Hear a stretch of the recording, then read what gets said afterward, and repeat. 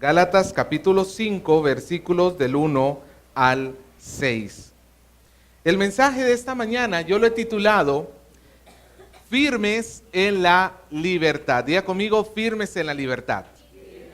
Gálatas capítulo 5, versículos del 1 al 6. Dice la palabra de nuestro Dios. Estad pues firmes en la libertad con que Cristo nos hizo libres, y no estéis otra vez sujetos a yugo de esclavitud. He aquí, yo Pablo os digo que si os circuncidáis, de nada os aprovechará Cristo. Y otra vez testifico a todo hombre que a todo hombre que se circuncida, que está obligado a guardar toda la ley. De Cristo os desligasteis, los que por la ley os justificáis, de la gracia habéis caído. Pues nosotros por el Espíritu aguardamos por la fe la promesa de la justicia.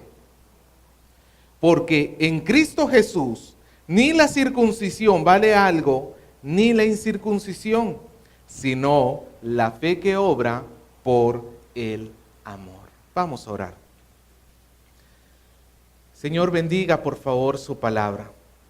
Bendíganos en este día, que su palabra forme en nosotros el cambio para bien que usted ha establecido.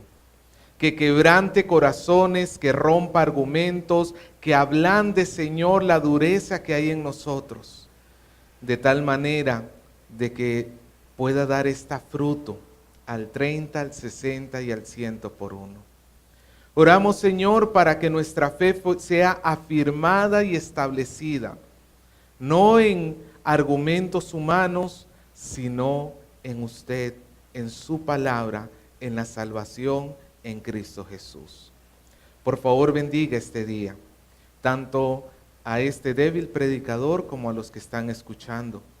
Bendíganos a través de su palabra, Señor. Se lo pedimos en el nombre de Jesús. Amén.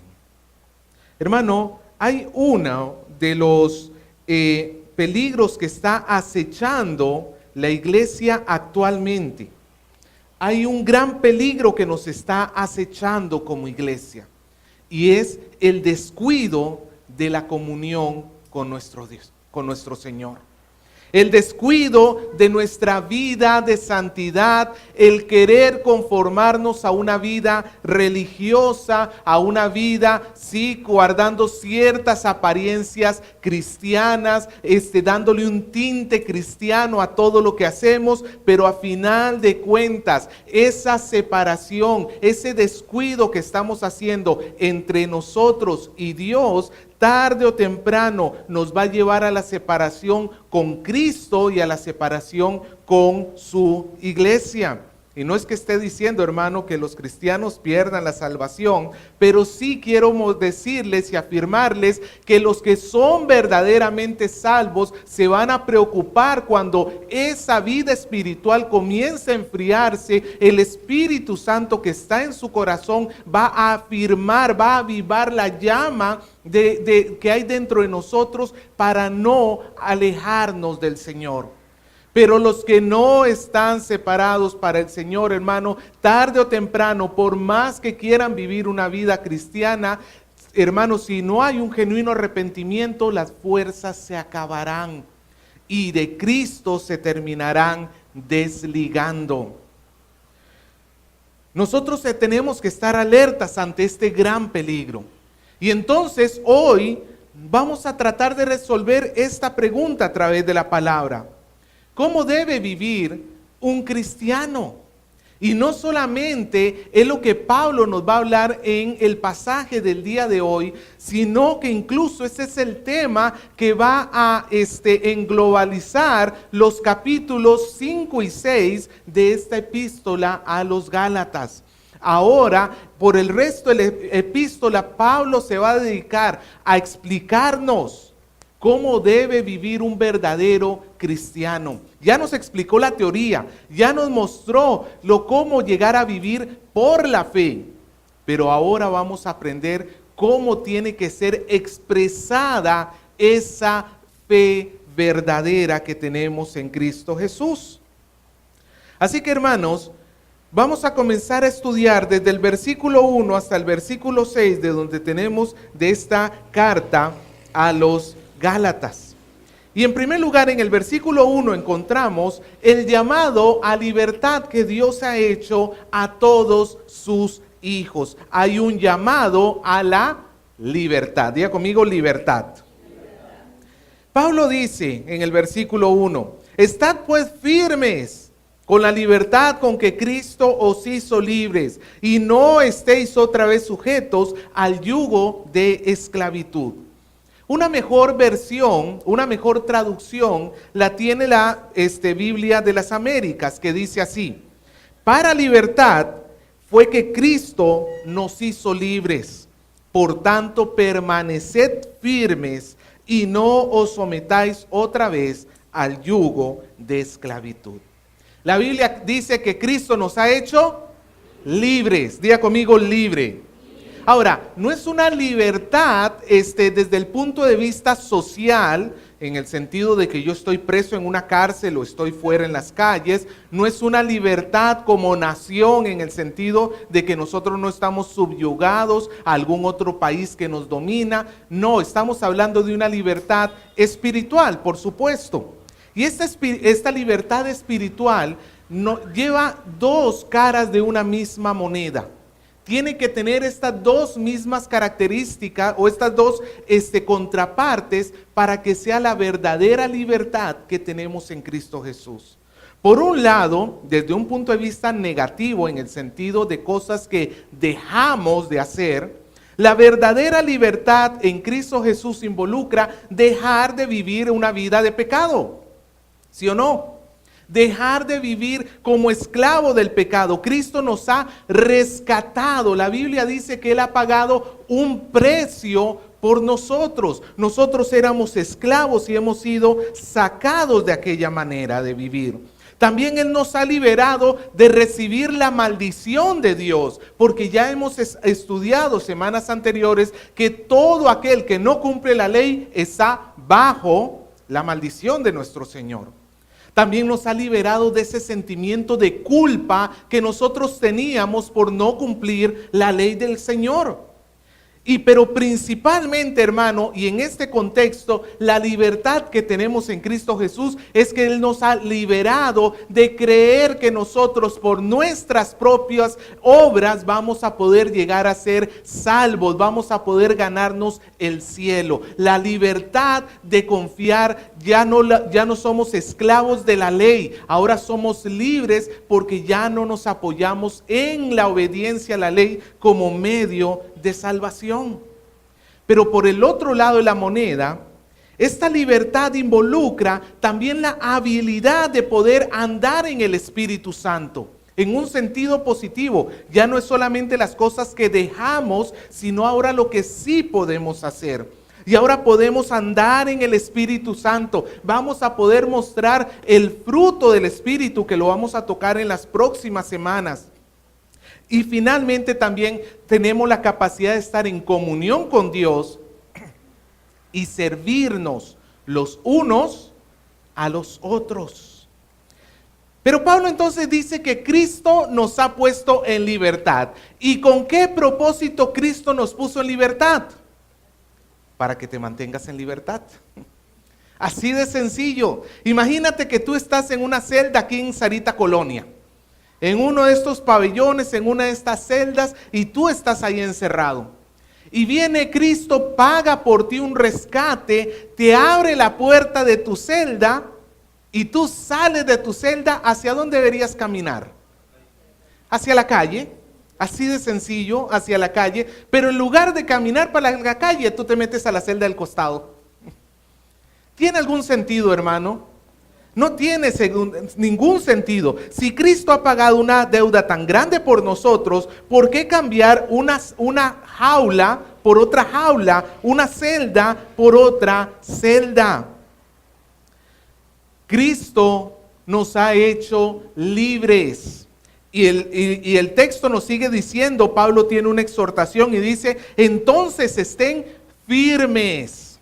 Mira, hermano, el Señor preserva a sus hijos, amén. El Señor nos ha dado su espíritu para que nosotros nos sostengamos firmes en la fe.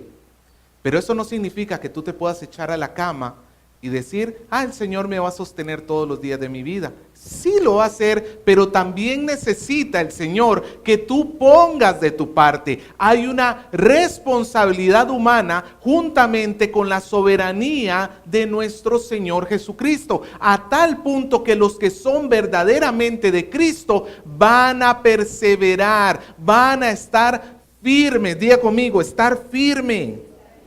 Van a estar firmes. Y hermano, ojo que muchas veces la tentación no es irnos al mundo.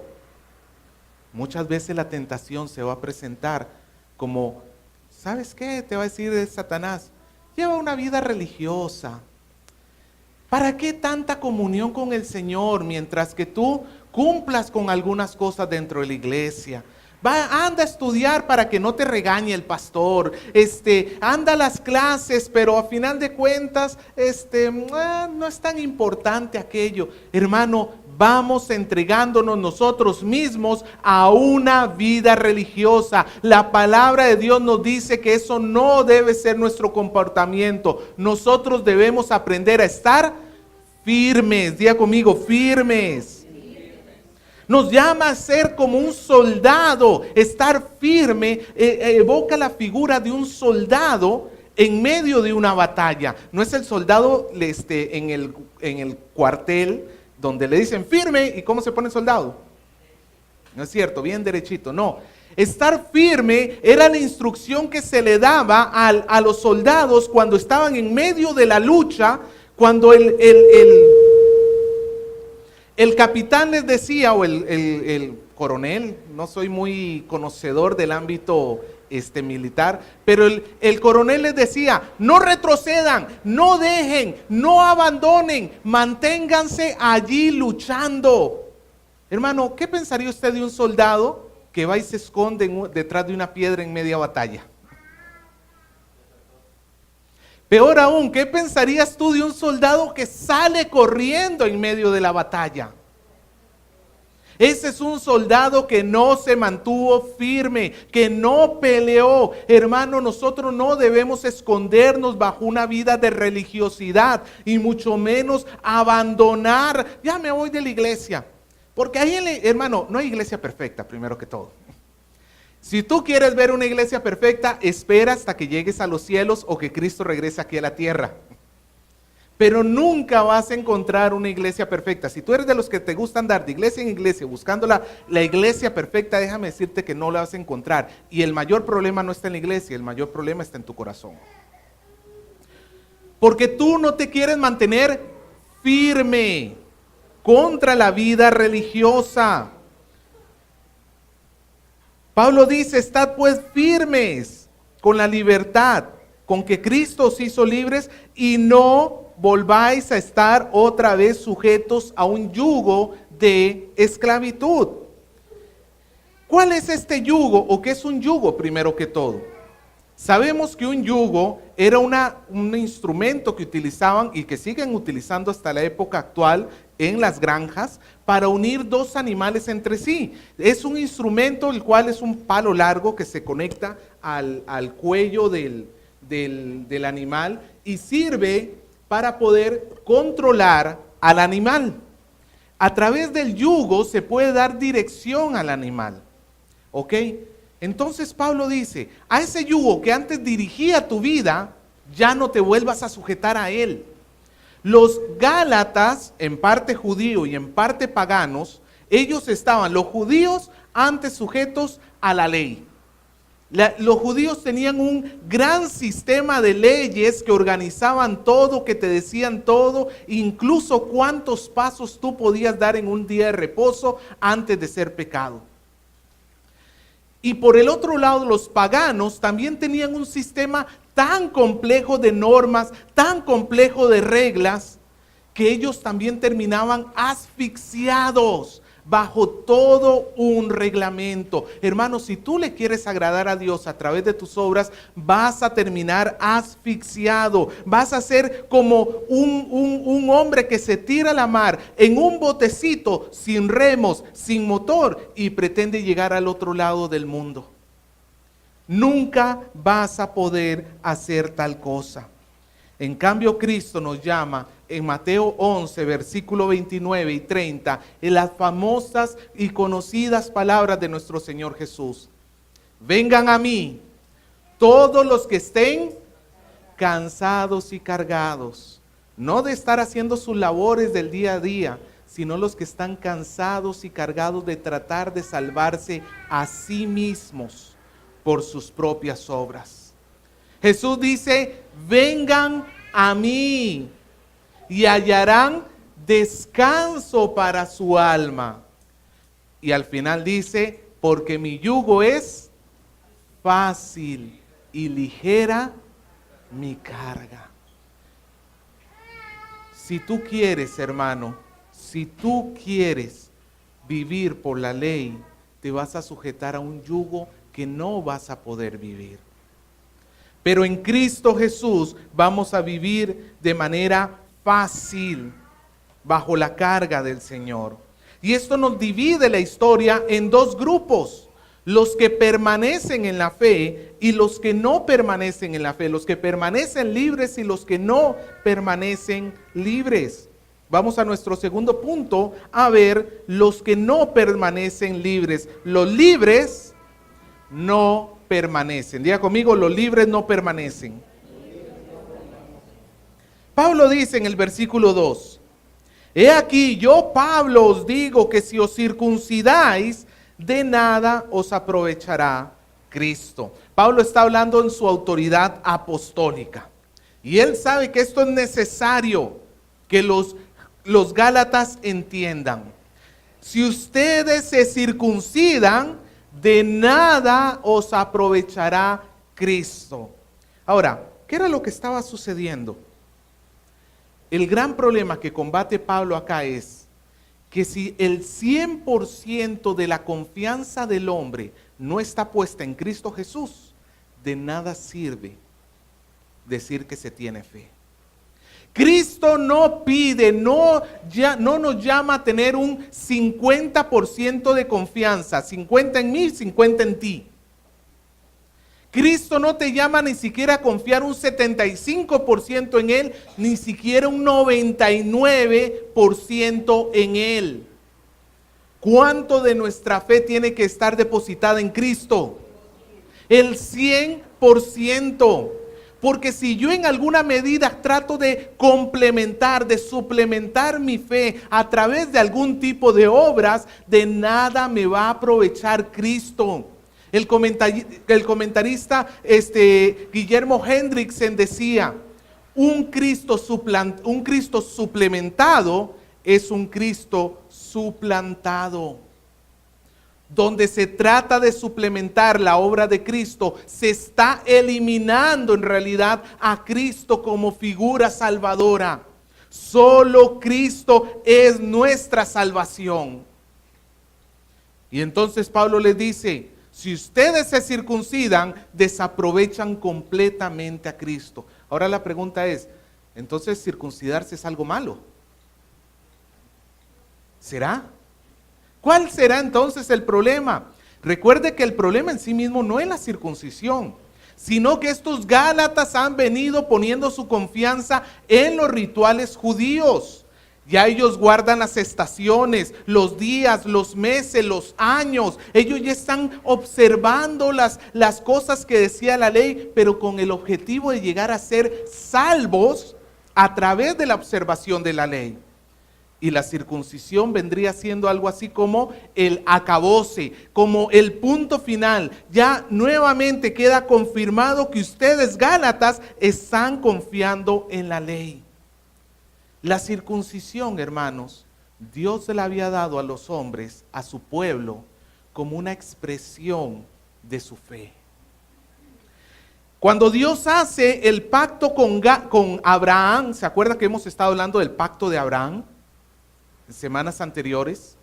Cuando Dios hace el pacto con Abraham, le dice en Génesis 17, 9 y 10, dijo luego Dios a Abraham, en cuanto a ti, guardarás mi pacto, tú y tu descendencia después de ti por todas tus generaciones. Este es mi pacto que guardaréis entre mí, vosotros y tu descendencia después de ti.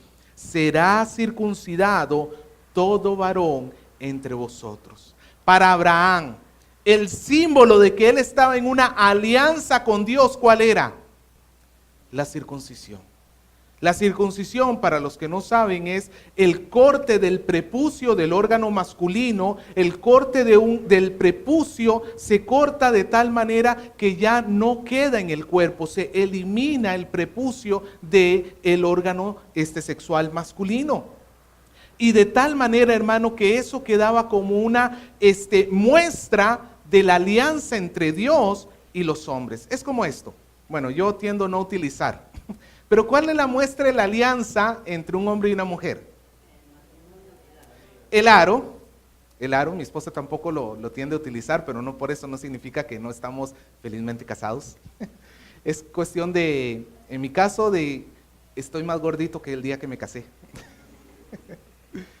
Y también que a veces me fastidia en lo personal, no en el sentido matrimonial, sino estoy luchando porque esto me está picando el micrófono. De la misma manera Dios había establecido que hombre que creyera en él tenía que ser circuncidado. Esa circuncisión, dice en Deuteronomio 36, se circuncidará, dice, circuncidará Jehová tu Dios tu corazón y el corazón de tu descendencia para que ames a Jehová con todo tu corazón y con toda tu alma a fin de que vivas. La circuncisión era señal de que yo amo a Dios. El problema es que los judíos comenzaron a hacer la circuncisión como una señal de conversión, o mejor dicho, como un requisito de conversión. Si tú de verdad amas a Dios, tienes que circuncidarte. Es como cuando se canta, el que no salta no ama a Cristo. Hermano, en realidad ese tipo de cosas externas no demuestran nada por nuestro amor a Cristo. Los judíos tenían muy circuncidado su miembro, pero el corazón era completamente incircunciso. Su corazón era de piedra. El problema no era la circuncisión, el problema es que estos hombres estaban confiando en la ley y al hacerlo rechazan a Cristo. Versículo 3. Otra vez testifico a todo hombre que se circuncida que está obligado a cumplir toda la ley. Pablo vuelve a traer a colación este asunto. El que se quiera salvar por ley, ¿cuánto de la ley tiene que guardar? Toda, no solamente lo que conviene, no solamente lo que en ese momento te es agradable cumplir. El que quisiese ser salvo, sin tomar en cuenta que tenemos ya una naturaleza pecaminosa y muerta, ya de por sí, pero el que quisiese ser salvo a través de guardar la ley, tendría que guardar toda la ley. Toda la ley. Esto Pablo lo hace para que se den cuenta. A ver, hermanos, a ver. Ustedes me dicen que son salvos por haberse circuncidado. Ustedes me dicen que son salvos por guardar el sábado, por no comer chancho, por no visitar casas de los gentiles. Ustedes me dicen que son salvos por eso. No basta solamente con guardar algunos aspectos de la ley. ¿Qué pasa con ese libertinaje que está habiendo en tu corazón? ¿Qué pasa con esos malos pensamientos? ¿Qué pasa con esas malas palabras? ¿Qué pasa con esas faltas de amor que estás teniendo hacia otras personas? Todo eso, hermano, te está condenando. Si tu confianza no está en Cristo Jesús, todo eso te está condenando a ti, porque no es cumplir unas cuantas cosas de la ley lo que Dios exigiría. Es cumplir toda la ley.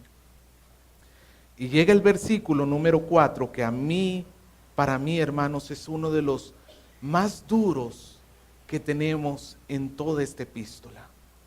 y quizás en toda la Biblia. De Cristo os desligasteis, los que por la fe os justificáis. De la gracia habéis caído. Estos hombres, tenemos un grupo de personas que se reúnen domingos, martes, durante la semana, están reunidos y ellos dicen querer acercarse a Dios, pero tienen simplemente una vida religiosa. Ellos simplemente están guardando las apariencias, pero en el fondo no hay una verdadera vida cristiana. Y ellos piensan que la religiosidad les va a acercar a Dios. Pero en lugar de acercarlos a Dios, ¿qué ha hecho la religiosidad en sus vidas? Los ha desligado, los ha separado. Y esto nos habla, hermano, de un proceso donde poco a poco se va separando y se va separando. Como cuando tú estiras una masa. ¿Has visto? ¿Has jugado con plastilina? Y agarra la masa así por la mitad, o un chicle. Si usted ha sido de esos suficientemente valientes para agarrar con sus manos lo que ha estado masticando con su boca, y lo comienza a estirar, ¿qué pasa con el chicle? Se va estirando, pero cada vez se va haciendo más delgadito, más delgadito, más delgadito, hasta que finalmente se rompió. De Cristo se han desligados. Pablo le está hablando acá, hermano, a todos los de la iglesia de Gálatas, pero es que hay que recordar que entre los Gálatas, como en toda iglesia, no todos los que van a una iglesia son verdaderamente cristianos. No todo el que asiste a una iglesia es verdaderamente cristiano. Tenemos personas que están genuinamente convertidas, pero también tenemos personas que se están acercando a Cristo, que están escuchando el mensaje de Cristo, y es la oportunidad, es la gracia de Dios que Él te está mostrando, que Él te está acercando a su palabra, porque ¿por dónde viene la fe? Por el oír la palabra. No hay convertidos sin palabra. Por tanto, los que tienen una vida religiosa dentro de una iglesia, por lo menos se puede decir que están cerca de la gracia, en el sentido de que por lo menos están escuchando. Allí están escuchando la palabra de Dios. Pero dice que ellos han endurecido su corazón. De Cristo se han desligado los que por la fe se quieren justificar, los que quieren seguir persistiendo. Y entonces termina Pablo diciendo, de la gracia habéis caído. Los verdaderos cristianos no caen de la gracia salvadora de nuestro Señor. Pero los que tienen una vida religiosa, Dios sabe perfectamente aquí quién es cristiano y quién no. Hermano, nosotros aquí en la iglesia hemos tenido personas que humanamente hemos dado por creyentes. Han servido dentro de la congregación, han estado allí, han sido fieles. Pero en realidad, Dios sabía que su corazón no estaba con Él. Comenzaron a consentir una vida religiosa y no hicieron caso a las reprensiones. No pueden hacer caso porque no hay vida dentro de ellos.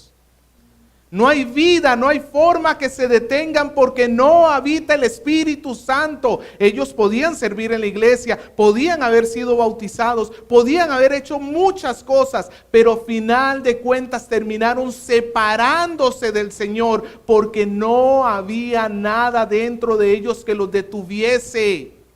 Se apartaron de la gracia y ese es el camino. Si tú estás teniendo esa tentación, me voy de la iglesia, mejor ya no quiero hacer esto, ya no quiero hacer lo otro.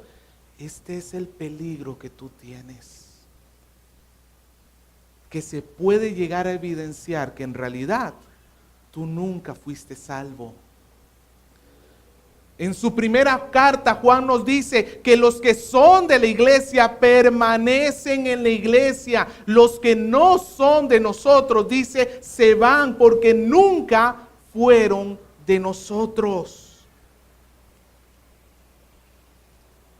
Si tú no quieres permanecer en Cristo, si estás sufriendo ese pensamiento, me voy, dejo todo tirado, acompáñame a Hebreos capítulo 6, quiero darte esta advertencia en amor de parte de nuestro Señor. Hebreos capítulo 6, versículo 4 al 6, para todos aquellos que están coqueteando con una vida religiosa. Hebreos capítulo 4,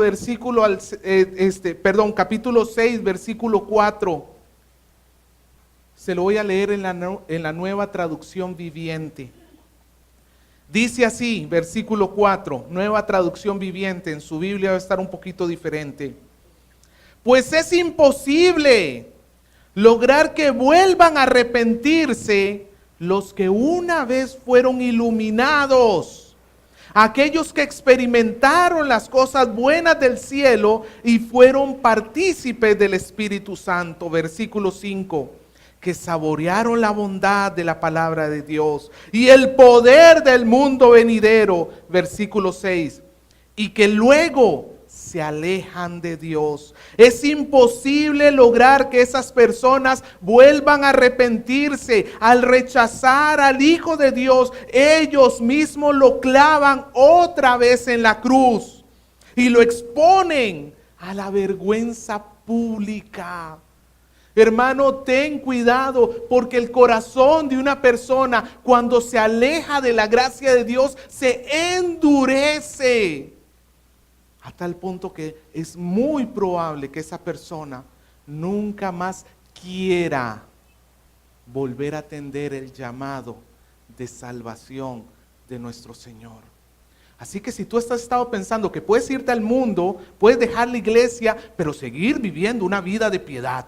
Pastor, yo no voy a dejar de orar, yo no voy a dejar de hacer esto.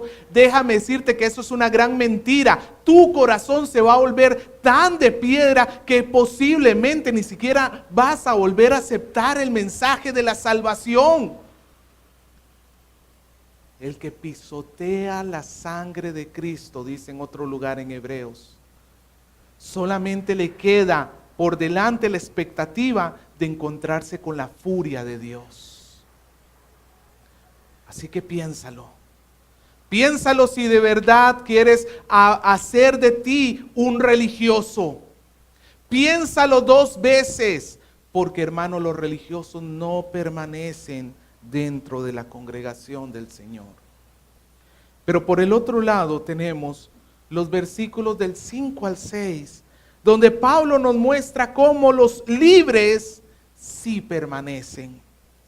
Regresamos a Gálatas 5, el versículo 5 nos dice: pues nosotros, en oposición a ellos, a los que caen de la gracia, a los religiosos que viven dentro de una iglesia, nosotros los verdaderos creyentes, por el Espíritu, aguardamos por la fe la esperanza de la justicia. ¿Qué tiene el creyente que no tiene el religioso?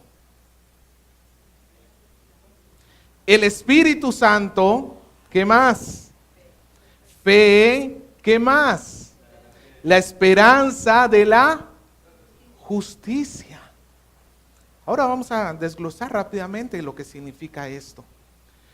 Pero todo esto es en contraste con el falso creyente, con el creyente bamba, con el creyente que parece ser y que no es. Ayer estaba con Gabriel y Alexandra en la casa de mi suegra y él quería comprarse un librito de eso de pintar, costaba 6 soles y nada más tenía 2 soles.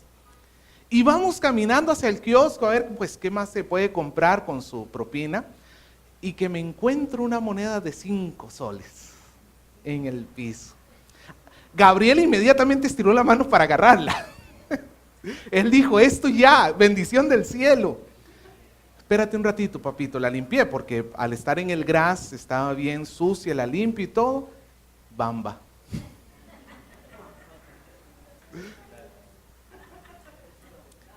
Y estaba relativamente bien hecha, pero se notaba que era bamba porque el círculo estaba descentrado, no estaba perfectamente puesto.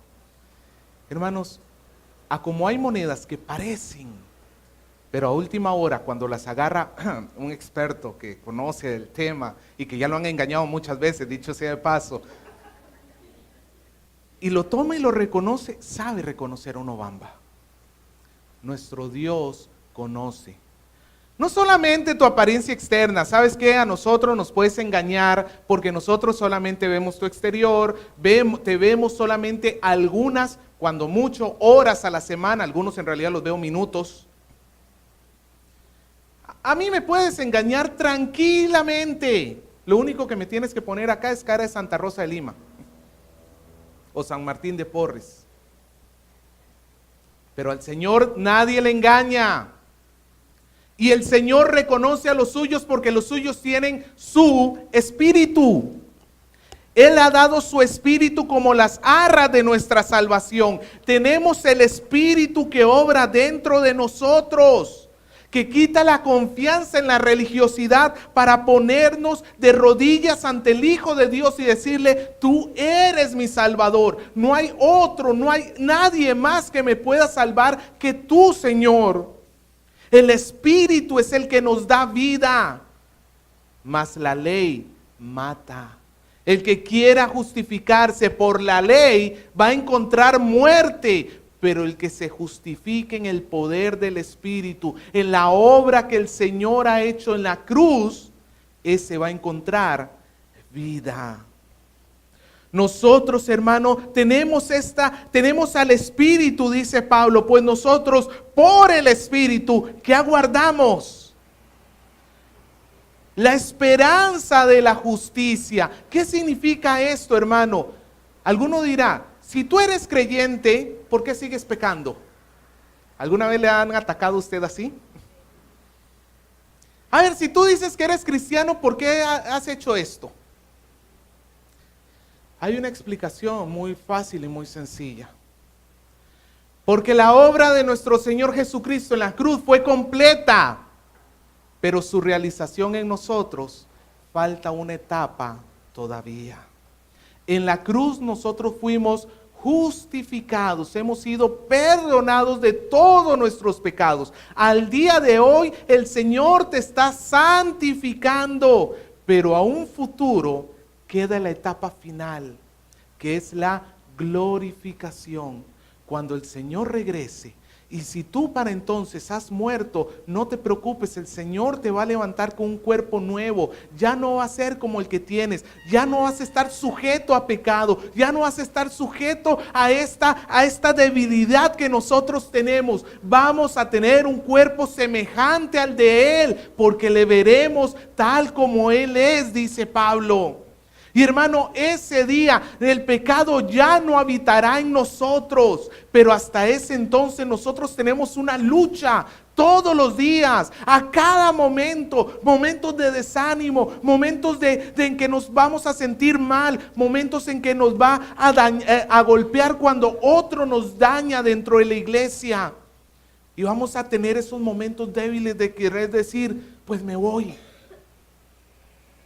Pero hay algo más que sustenta a los hijos de Dios que no tiene el mundo: el poder de su Espíritu. Ellos esperan por la fe el día en que ya no tengan que estar luchando con el pecado. Ellos se sustentan por la fe el día en que ellos lleguen a la presencia del Señor y el Señor les dice: pasa.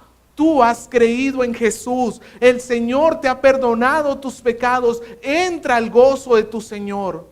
Ellos no están esperando en sí mismos, ellos están esperando en el Dios de los cielos.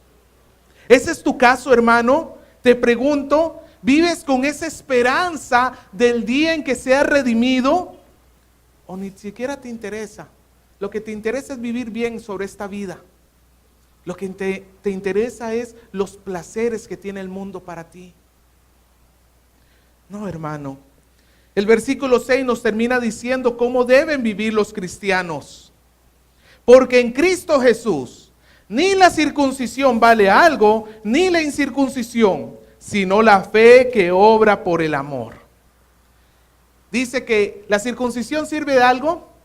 Quizás acá alguno de los varones es circuncidado. A veces se recomienda circuncidar por cuestiones de salud, a otras, sí, de higiene. Algunos por cuestión de mitos también se circuncidan y no necesariamente religiosos. Pero hermano, no importa si tú eres circuncidado o no, y en el caso de las damas, pues obviamente no hay circuncisión para las damas, pero eso no afecta. El hombre no es más hijo de Dios que una mujer porque sí se circuncidó y la mujer no puede circuncidarse porque en Cristo Jesús, hombre y mujer tienen igual valor. Pero tampoco el hombre incircunciso se sienta menor o mayor. Alguno le puede acusar a uno que no se ha circuncidado, le puede acusar al otro, yo soy mejor que tú porque a mí no me han quitado el prepucio. ¿Sirve de algo tenerlo? No. ¿Sirve de algo que te lo quiten? No, para el efecto de la salvación es indiferente. La señal de la verdadera conversión no es externa, es interna. Por eso Pablo dice que no es la circuncisión, sino la fe que obra por el amor. Pablo dijo en el versículo anterior la esperanza.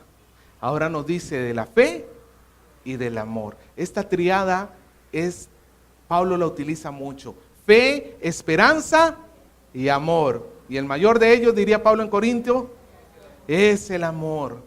Ahora permanece la fe, la esperanza y el amor. Es un sello de un verdadero cristiano. ¿Qué tiene un verdadero cristiano? Tiene fe, tiene esperanza y tiene amor. La fe es ese conocimiento que te lleva a una vida confiada en el Señor, a una vida descansada en el Señor, a una vida de obediencia. Pero esa fe se tiene que poner en práctica. De nada sirve que tú te llenes la boca diciendo, yo soy cristiano. Santiago lo diría de esta manera en Gálatas, en su epístola de Santiago. La fe sin obras es muerta. La fe sin obras, pregúntate, ¿cómo estoy evidenciando yo mi vida de fe?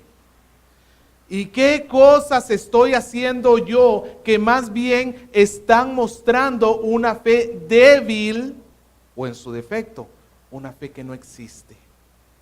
Porque si tú estás consintiendo el pecado en tu vida, si tú vives para ti, para tu placer, a tus anchas, queriendo hacer lo que te da la gana, tú no debes tener en todo caso una verdadera fe, porque la verdadera fe se muestra en sus obras de amor. ¿Amor a quién? Amor a Dios, amor al prójimo. Si usted le pregunta a 100 personas en la calle si es cristiano, si cree en Dios, posiblemente de esas 100 personas, calculo yo unas 95 te van a decir, sí creo. ¿Cómo se muestra el verdadero amor a Dios? ¿Cómo se muestra la fe? A través del amor.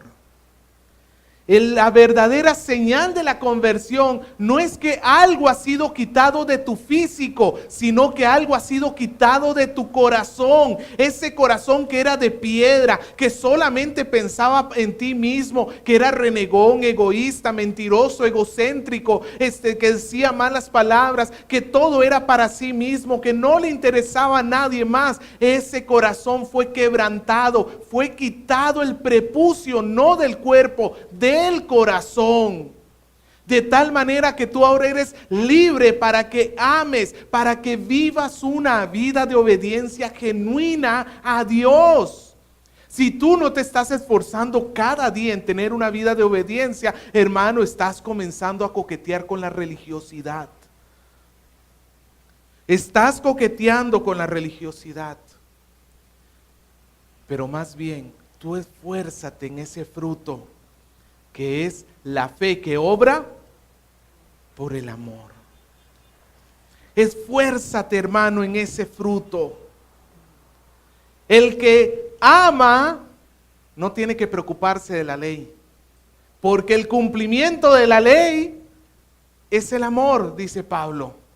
De tal manera, hermano, que no robar, no matar, no mentir, honrar a tu padre y a tu madre, es no codiciar y cualquier otro mandamiento se cumple en esta sola sentencia: amarás a tu prójimo como a ti mismo. El que ama no roba, el que ama no miente, el que ama no toma lo que no le corresponde. El que ama cuida, protege. El que ama ha cumplido la ley. Mantente firme, hermano. Si esa libertad que el Señor te ha dado se ha ido enturbiando, se ha ido poniendo oxidada, si has estado cayendo en una vida de religiosidad, sacúdete hoy. Deja, abandona, desecha. Hermano, tenle asco a una vida de religiosidad. Tenle asco, pídele perdón a Dios por esa vida que has estado teniendo, guardando las apariencias, pero en realidad de una mala manera delante de Dios. Pídele hoy perdón a Dios y pídele que te ayude a mantenerte firme.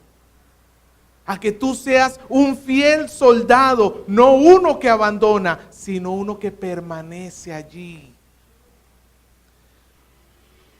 Y si hoy tú te das cuenta de que no estás en Cristo Jesús, porque las obras de tus manos lo evidencian, porque vives para ti, porque has estado simplemente queriéndote agradar a ti cada día de tu vida. Eso sí, te puedes haber rodeado de una apariencia cristiana, puedes haber querido adoptar una máscara cristiana, pero en el fondo sabes que tu corazón nunca ha estado en Dios. Hoy es el día de arrepentimiento. Hoy es el día que le pidas perdón a tu Dios o al que quiere ser tu Dios y que no ha sido hasta el día de hoy. Hoy es el día, antes de que tu corazón se endurezca tanto que tú termines apartándote de la iglesia, yéndote y endureciendo tu corazón. Hoy es el día que el Señor llama a salvación. Tú no sabes si Él te va a dar oportunidad para mañana. Tú no sabes si vas a tener oportunidad para dentro de una hora. Hoy es el día para que te rindas al Señor, para que le digas: Señor, aquí estoy, he sido un religioso pecador, he estado endurecido, he querido circuncidar mi cuerpo, pero no he querido circuncidar mi corazón. Trae tu espíritu sobre mí, sálvame, Señor, por la cruz. Si tú hoy le ruegas al Señor, el Señor te va a dar otra oportunidad. Mejor dicho, el Señor te va a dar vida para que vivas conforme a su palabra, para que ahora sí tengas la esperanza en lo venidero y en el día a día vivas con la fe que obra por el amor. Iglesia, mantente firme en este llamado a libertad. Mantente firme, porque los que no están firmes mostrarán con su caída que nunca pertenecieron a nuestro Señor.